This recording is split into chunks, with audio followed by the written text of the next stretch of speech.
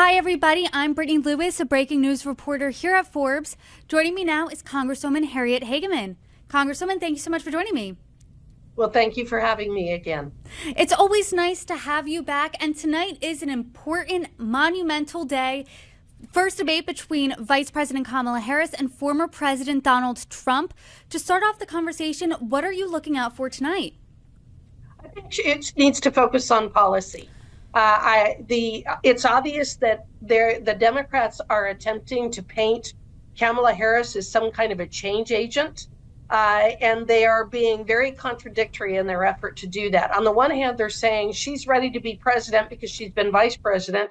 On the other hand, they're saying, but she had nothing to do with the horrible policies over the last 3.5 years.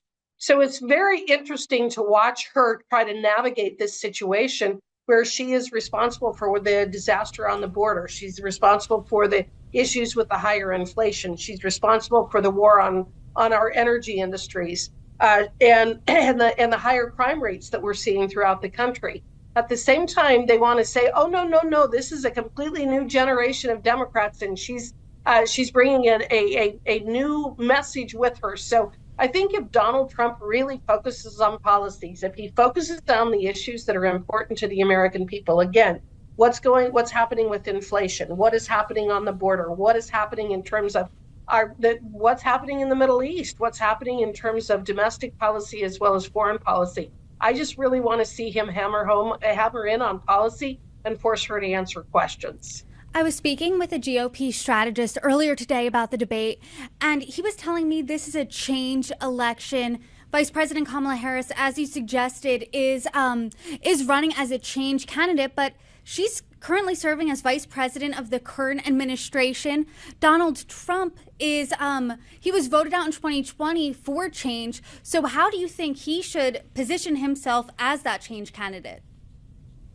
Well, what he needs to do is talk about how good things were when he was president. So the interesting part is that we have a record with Donald Trump. We know what he did. We know what he did in terms of unleashing our energy industry and making us energy independent for the first time in 70 years. We know what he did in terms of securing the border. We know what he did in terms of trying to force the NATO member countries to actually pony up money for their own defense. We know what Donald Trump's policies are, and the fact is that they made the world and the United States of America safer. And so what he needs to talk about in terms of his own policies is talking about unleashing our manufacturing industry, unleashing our energy industry, making sure that we are not adopting these radical rules and regulations that are hindering our ability to produce everything from food to cars to oil and gas to shoes to whatever it may be. So from the standpoint of him, I think what he needs to really talk about is what he has already done. They also want to paint him as being really radical. The only radical administration that we have is the current one. The Biden-Harris administration is incredibly radical on almost every single issue that is important to the American public. And he needs to point that out as well. You touched on this earlier, that you hope that he sticks to policy tonight. A Trump ally reportedly said that they hope that Trump during the debate shows up as the, quote, happy Trump and not the, quote, mean bully Trump. Strategists I've talked to said that if he sticks to policy and not personal attacks, he could very well win this debate. Do you agree? Do you hope he leaves the personal attacks maybe to X, maybe to Truth, and just sticks to policy tonight? You know, one of the things is that every single opportunity that I've had to be around President Trump, he is a very charming man. He's very funny. He's very gregarious. He's actually somebody that is just really, I enjoy spending time with him. I think that he's a very funny, interesting human being. And I think that that's probably who's going to show up tonight, that this is somewhat of the happy warrior. And I think that that's what the American public needs. Recent polling shows that this race is neck and neck. A few national polls coming out yesterday show that Donald Trump's up a point. Other polls show that Kamala Harris is up a point. But either way, they are in a dead heat. But one demo that Harris really has a sizable lead in is women. So tonight, when Donald Trump's on the stage, how do you hope he appeals to women?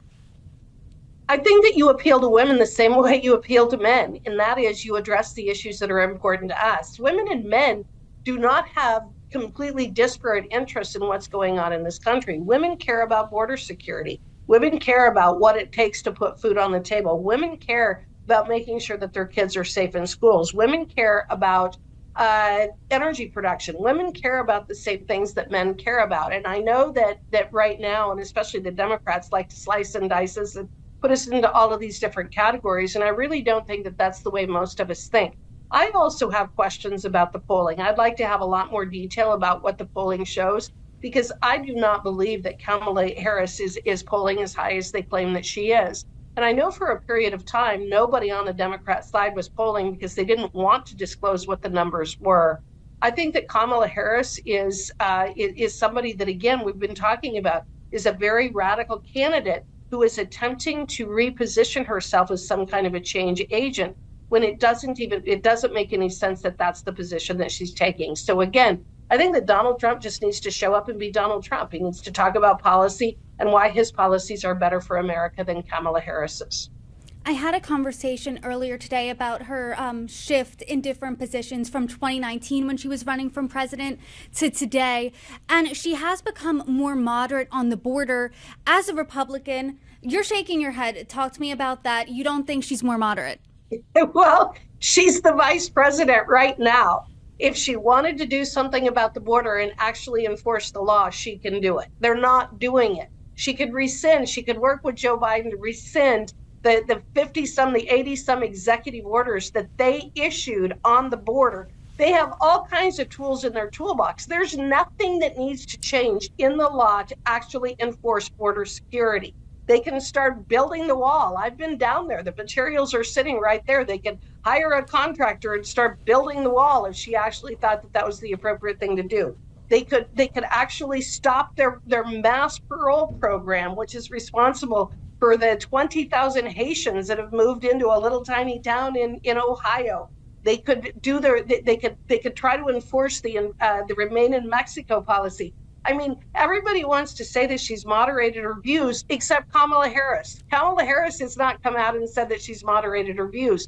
Her spokespeople have said it, the mainstream media has said it, but I do not for a minute believe that she has moderated her views on any of these issues, whether it is energy production, border security, international policy, foreign policy, I just flat don't believe it. Number one, she refuses to have any interviews. And the only interview that she did, she said, I haven't changed my policies. I still have the same positions that I've always had.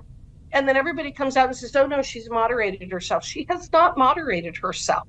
She is in a position of power right now that if they wanted to enforce that border, they could do it. But they are continuing to parole people into this country. There are thousands of people crossing that border every single day. So I don't know why anybody believes that we would have to wait till January for her to do it. In a CNN interview last month, I'm not sure if you caught it, Dana Bash asked a similar question of, you've been in charge for 3.5 years. Where has this been? And she pinned the blame on Donald Trump, that there was that bipartisan border deal on the table. He told his allies in the House to squash it. That bill would have... That's not true. So that is not true. But the bipartisan border deal was supported by the Border Patrol agents. No, it was not. That was not a bipartisan border security bill. It was a bill to process illegals faster. There was nothing about actually securing the border. It allowed for a minimum of 5,000 illegals to cross every single day before they would even consider doing any kind of enforcement mechanism.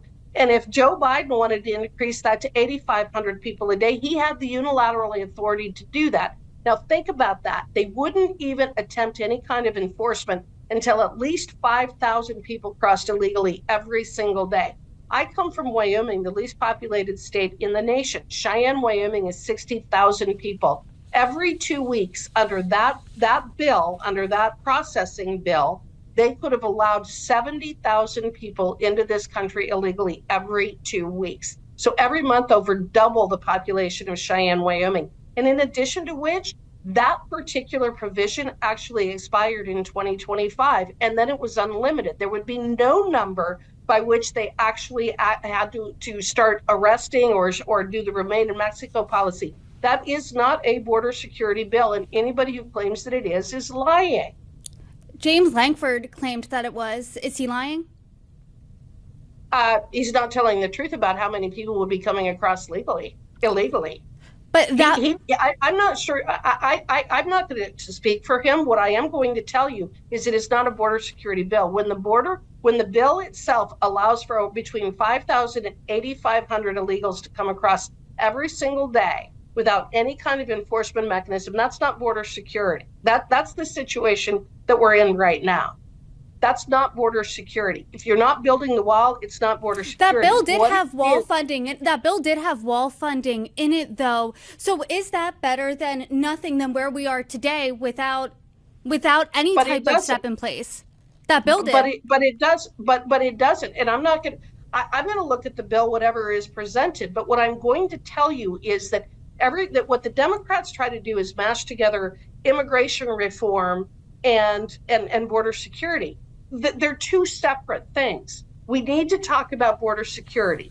Border security is not processing people faster into this country and giving them work permits and asking them to show up for their asylum hearing 10 years from now. Over 80% of the people who are seeking asylum are not qualified under our asylum laws, yet it is going to be 10 to 15 years down the road before they're actually going to, if they show up for their hearing at all, before they would actually have an asylum hearing. That is why I keep talking about the mass parole, which violates the law, why I keep talking about the Remain in Mexico policy that they're violating. Again, it is not a border security bill. It is a process them faster to get them into the country, despite the fact that the vast majority of them will never be allowed asylum because they don't meet the criteria. Congresswoman, I appreciate this conversation, especially about immigration, because we know how big of a hot button issue that is in this country. It is one of the top issues facing voters this election. What do you want to hear from Vice President Kamala Harris, and what do you want to hear from Donald Trump when it comes to the border tonight during the debate? Real solutions, and we know what they are. So I thank you for the opportunity to visit with you today. Thank you for having me again. Thank you so much. Can I just ask you one more question? Okay. There was big news out of Wyoming just a few days ago. Both former Congresswoman Liz Cheney and her father, former Vice President Dick Cheney, both endorsed Vice President Kamala Harris. You defeated Liz Cheney in the primary back in 2022. So what's your reaction to the news? Well, I just think that it demonstrates how transactional they are in their politics and most likely always have been. For them, it's not a matter of having a North Star or actually believing in something. It is they dislike Donald Trump vehemently, so they want to see him defeated. But nobody who would vote for a Kamala Harris, Tim Walz ticket can call themselves a Republican or a conservative under any sense of the imagination. And I just think that it shows them, I think it's really exposed them more than anything else. And I don't think people, frankly, care what their position is. Congresswoman, I appreciate the time today. I appreciate our conversations per usual. Thanks so much for joining me. Thank you.